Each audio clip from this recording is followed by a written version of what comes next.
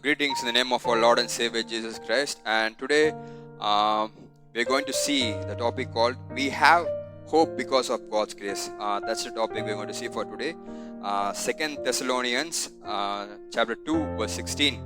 Now our Lord Jesus Christ himself and God, even our Father, which hath loved us and hath given us everlasting consolation and good hope through God's grace. So hope is confident expectation of something good. So how to keep your hopes high? It's impossible to have your hopes high looking around your situations, looking what the people has been going through. You could see your colleagues, your friends going through a difficult phase in their life, and you might be thinking, oh my God, tomorrow maybe I could go through this situation. Maybe you could see your neighbor or any of your other people going through a particular disease and ending their life in a particular way. Maybe you could think, maybe my life could either end that way. I'm not sure. Maybe you could be thinking like that. But you should be clear that as a Christian, you should be clear that my life is not going to be like the other worldly people or any other person, because I have been made righteous. I have been made the Son of God, and God's grace has been made available for me into my life. So I'm special. Why am I special? Because God's grace has been into my life. So I don't have to worry about what other people have been going, because my life is not going to be the same, because Christ has separated me from the worldly people. So I don't belong to the world anymore. I don't belong to the worldly situations, all the worldly problems going through around me is not going to affect me anymore in my life, because I have God as my only source. This kind of belief, this kind of hope should be in your life. Okay, so this kind of hope is given to you through God's grace. So how do you attain God's grace in life?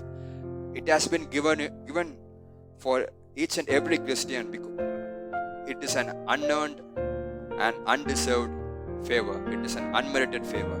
So we have been given God's grace not because we have been living a holy life. So God has given such a grace into your life just through faith. How you were made a Christian, how you attain salvation. You attain salvation by having faith on Jesus. So faith is the main thing you should have in a Christian life. Without faith, it is important. It is impossible to please God. That's what the word says. So, whatever promises God has in your life, you know God is limitless. He has been waiting for you to move into your life. He has been waiting to move into your life. But how could you let God move into your life? Is to activate your faith on. So it is you who has been limiting God to move into life. It is not Satan. It is not God who has been holding his hands. No, I'm not going to bless this person. God is waiting for you. God has already made all those blessings ready. But what you should be doing is just to activate your faith. Place your hopes, place your faith right on God. So that's how you could release all those blessings which God has for you. So you could see God doesn't move according to your holiness. God doesn't move according to your works. God moves according to your faith. That's what God says.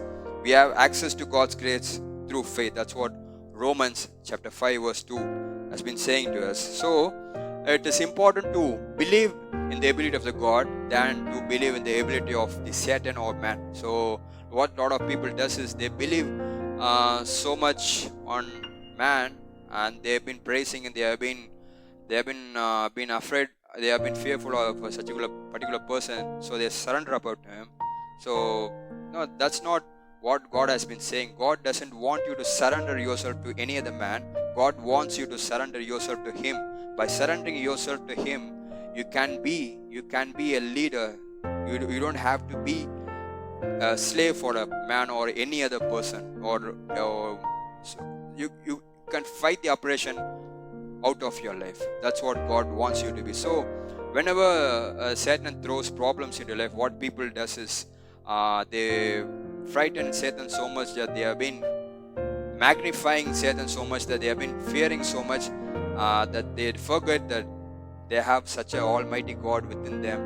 And this is such an embarrassment they have been doing to God. What they should be doing is, what they should be saying to the Satan or any other man is, I have such a powerful God within me, who's with me all the time, so I don't have to fear you, I don't have to fear any other person, because I have such a almighty God. So that's how your faith should be, not any other person or any other worldly things. Your faith should be entirely on God. That's how you could release, you could activate the faith and make the God and make the blessings come into your life. I hope this message has been a blessing for you, and keep looking at the videos and get blessed by it. God bless you.